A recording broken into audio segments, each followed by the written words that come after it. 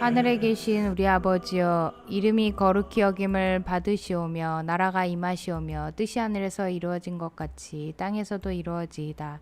오늘 우리에게 일용할 양식을 주시옵고 우리가 우리에게 죄 지은 자를 사하여 준 것 같이 우리 죄를 사하여 주시옵고 우리를 시험에 들게 하지 마시옵고 다만 악에서 구하시옵소서. 나라와 권세와 영광이 아버지께 영원히 있사옵나이다. 아멘. 말씀을 새기는 아침 마태복음 2장 선지자로 말씀하신 왕이 오셨다. 한 번 더요. 선지자로 말씀하신 왕이 오셨다라는 제목으로 잠깐 은혜를 나누기 원합니다. 2장의 내용은 예수님의 탄생 후의 이야기입니다. 예수님이 태어난 후 동방박사가 등장하고 그리고 아기 예수님이 예굽으로 피신하고 그리고 헤롯 대왕이 베들레헴 갓난 아이들을 집단 살해하고 그리고 갈릴리 나사렛으로 귀환한 4개의 사건이 2장에 기록되어 있죠. 2장의 핵심 단어 혹은 반복 구절은 먼저 왕이 오셨다라는 것과 두 번째 선지자로 하신 말씀인데 특히 선지자로 하신 말씀이 무려 5절, 15절, 17절, 23절 4번이나 나옵니다. 따라서 2장은 선지자로 말씀하신 그리스도 혹은 왕이 오셨다라고 말할 수가 있겠죠. 2장에서 나오는 동방 그리고 예루살렘 그리고 이집트 이것은 예수님께서 이스라엘뿐만 아니라 온 세계를 위한 왕이요 그리스도이심을 보여주는 것입니다. 따라서 2장에 4가지 사건을 기록한 이유는 구약 선지자가 예언한 것이 성취되었음을 들어서 예수님이 그리스도이시고 왕이심을 증명하기 위해서다라고 말할 수 있겠죠. 1절에서 12절까지는 유다 베들레헴 미온이 그리고 13절에서 18절은 애굽에서 내 아들을 불렀다. 그리고 19절에서 23절은 나사렛 사람이라 칭하리라 라고 문단을 좀 나눌 수가 있겠습니다. 1절부터 12절까지 유다 베들레헴 요니라는 단락에서 우리가 좀 더 자세하게 들어가 보도록 하겠습니다. 2장은 예수님이 탄생한 후 동방박사가 찾아오는 이야기로 구성되어 있죠. 이 단락이요. 동방에서 온 박사들은 동방이 어디냐라고 할 때 우리나라가 아니라고 그랬죠. 동방 A주국 우리나라 이거 아니라고 그랬죠. 동방은 그 당시에 페르시아라고 말할 수 있고요. 그 박사들은 그 당시 하늘의 별을 연구하는 점술사라고 말할 수 있는데 여러분 박사가 구약에도 나옵니다. 그 대표적인 사람이 누구냐면 다니엘이죠. 다니엘이 구약의 박사라고 써져 있어요. 그러니까 바벨론과 페르시아에서는 꿈을 해석하는 지혜자 또는 제사장들 역할을 했던 사람들이 바로 이 박사들이었고요. 왕의 중요한 정책을 결정할 때 참여했기 때문에 그 당시에 아주 높은 벼슬아치가 바로 이 박사들이었습니다. 그러니까 높은 고관이 예루살렘에 찾아온 거라고 말할 수 있죠. 예수님 탄생 후에요. 그러면 예수님이 탄생 후에 왜 이 동방박사들이 등장하게 되는가라고 이야기하면 이거는 우리 주님께서는 온 세상의 구주로 오셨다. 예수님은 모든 왕 중에 왕이시다. 그래서 멀리 페르시아의 높은 고관들도 예수님께 경배하러 왔다라는 것을 보여주기 위해서라는 거죠. 그들은 단지 희미한 어떤 그 별 하나의 징조를 보고 멀리서 우리 주님을 왕으로 경배하고 우리 주님을 구원자로서 자신이 죄인임을 고백하고 자신을 구원할 자가 바로 예수님이라는 것을 인정한 거예요. 예수님은 단지 유대인의 왕이 아니고 단지 유대인의 구세주만 아니고 예수님은 온 세상의 구세주라고 보여주는 것입니다. 여러분 구약의 성경의 선지서를 여러분 많이 읽어보시면 알다시피 종말에 하나님께서 보내는 메시아가 있는데 그 그리스도가 있는데 그 그리스도가 오실 때 세계 여러 나라에서 그리스도를 경배하러 오실 것이다 라는 것이 바로 예언인데 그것이 바로 오늘 성취된 장면이라고 말할 수가 있습니다. 동방박사는 어떻게 해서 예루살렘에 오게 되었을까? 2절에 보니까 유대인 왕으로 나시니가 어디 계시뇨? 우리가 동방에서 그 별을 보고 경배하러 왔노라. 이들은 특별한 별의 징조를 보고 예루살렘까지 찾아온 사람들입니다. 구약에서 별은 어떤 의미를 가지고 있을까요? 우리 민수기 24장 14절에 보니까 별은 왕을 상징합니다. 그러니까 왕이 태어나는 것을 그들은 점술가로서 알게 되었던 거죠. 그리고 이 동방의 박사들은 그냥 점쟁이들만이 아니고 왕의 중요한 결정에 참여한 자이기 때문에 많은 소영원들을 거느리고 왔을 것이고 그래서 이 사람들이 예루살렘에 입성하면 얼마나 많은 사람들이 정말 그 예루살렘의 전체가 뒤숭숭한 그런 일들이 벌어졌다는 것을 알 수 있습니다. 그들이 자란 곳은 예루살렘 헤롯궁이었어요. 박사들은 유대의 왕이 당연히 예루살렘에서 탄생하리라고 왕국으로 찾아온 거죠.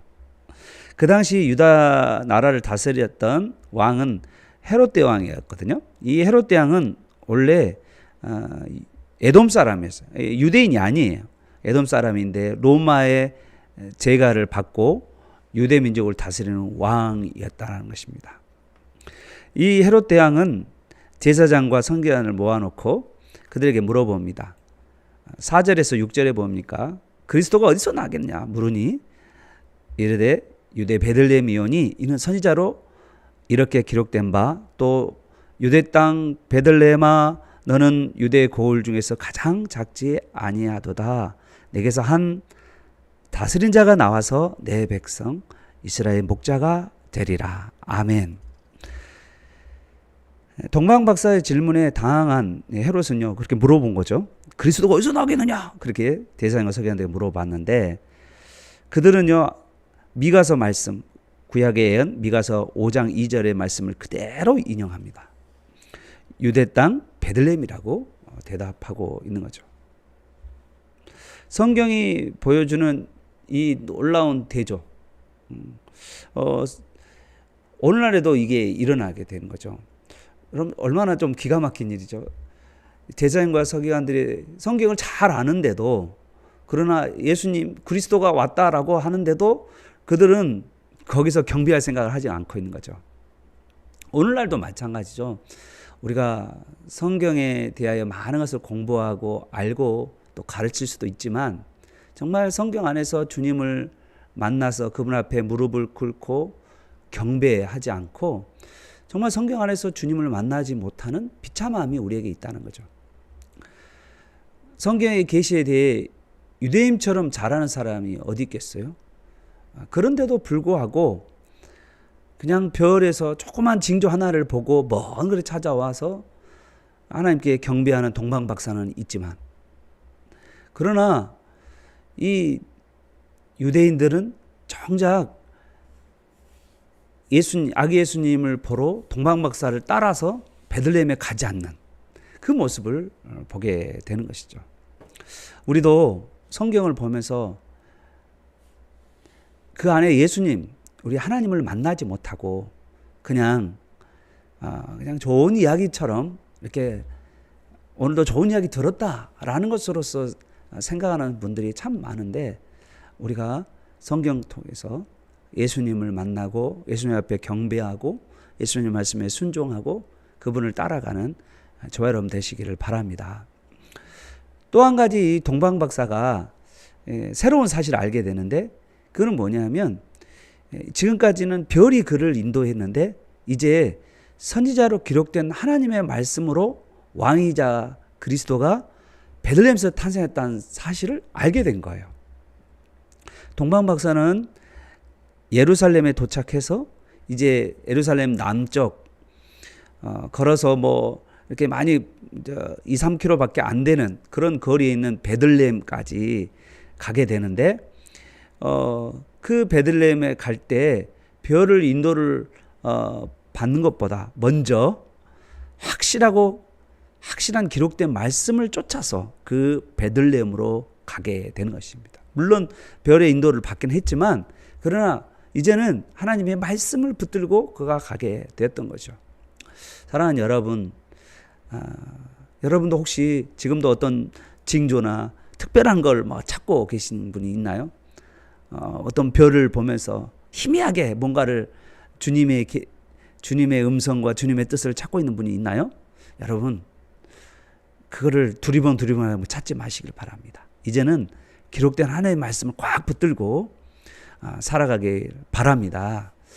성령의 도움 없이는 우리가 성경을 깨달을 수 없기 때문에 우리가 늘 성령 안에서 기도하는 가운데 하나님 말씀을 읽고 그 가운데 날마다 하나님을 만나고 우리의 주님을 만나는 은혜가 여러분의 있기를 간절히 바랍니다. 이제 동방 박사가 어디를 가냐면 11절을 보니까 별이 머무는 그 집에 들어가서 아기 예수님께 경배하고 선물인 황금과 유황과 몰약을 드리는 것이죠. 그리고 그들은 꿈에 특별한 지시를 받아서 예루살렘을 통과하지 않고 다른 길을 통해서 고향으로 돌아가게 됩니다. 여기서 우리는 많은 오해가 여기서 나와요.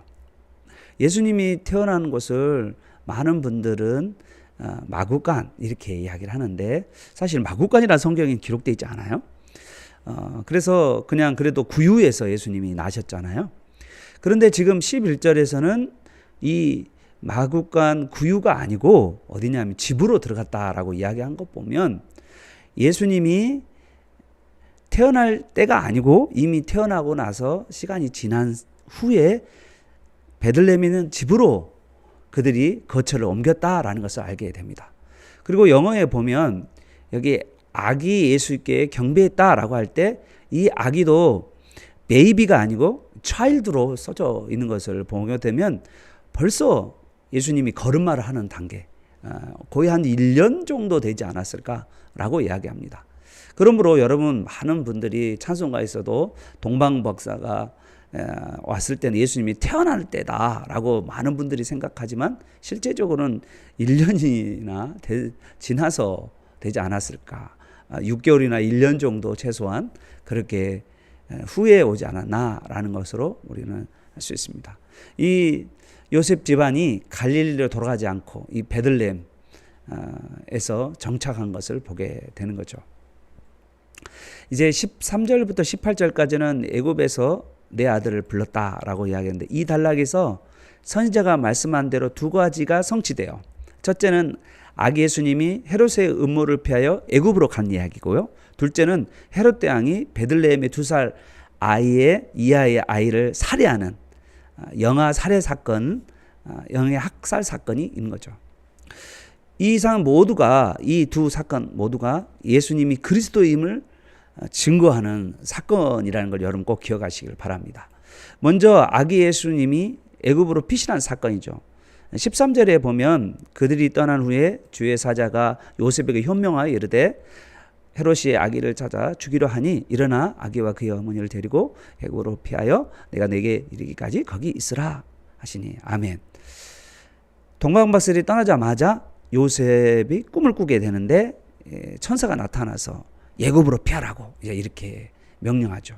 요셉은요 그 이튿날 바로 아내와 아기 예수님을 데리고 애굽으로 가서 헤롯이 죽기까지. 헤롯이 언제 죽었냐 역사적으로 보면 주전 4년 정도에 헤롯 대왕이 죽었다고 하거든요.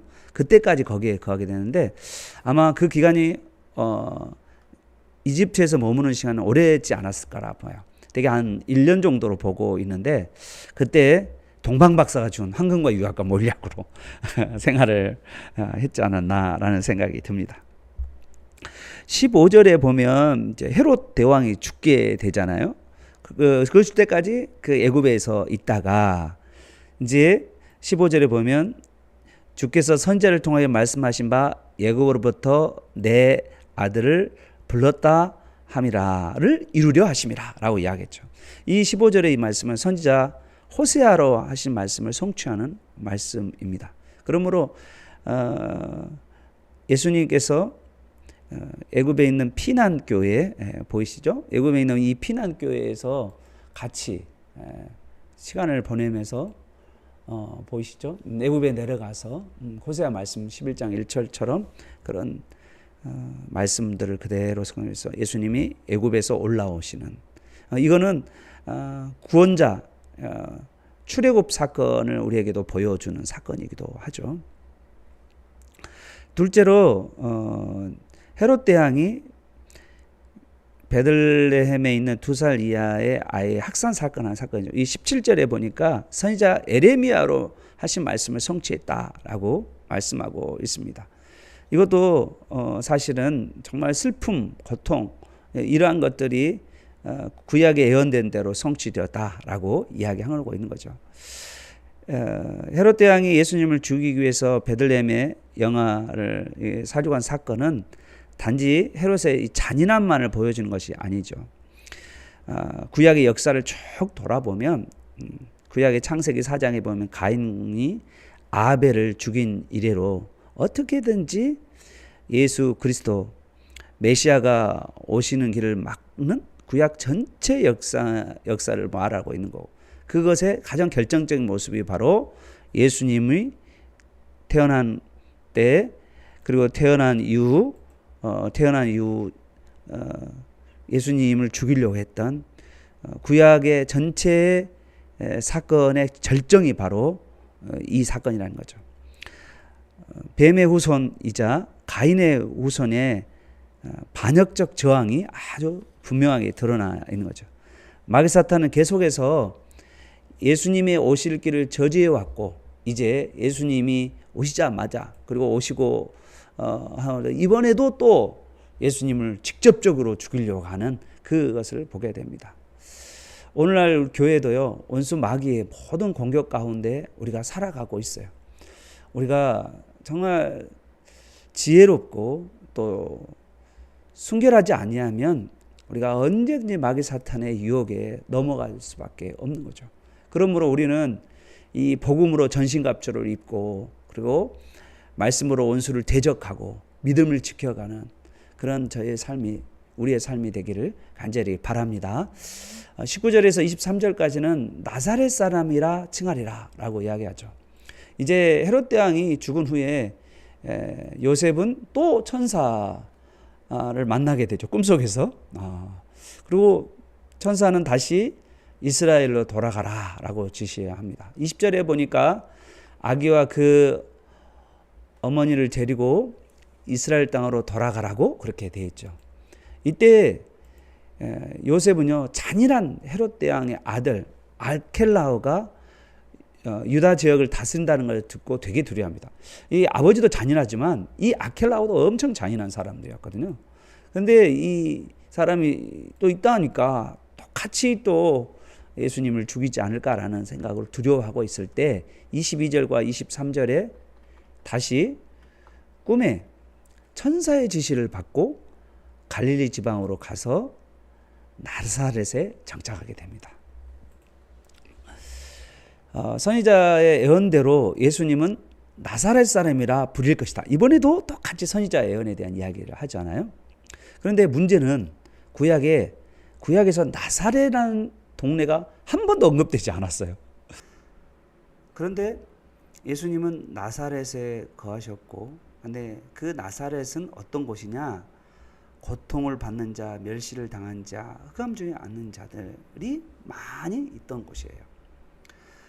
더 이상 멸시를 당할 것이 없고 더 이상 낮아질 것이 없는 그 동네, 나사렛 동네에 예수님이 나사렛 사람이 되셨다는 거죠.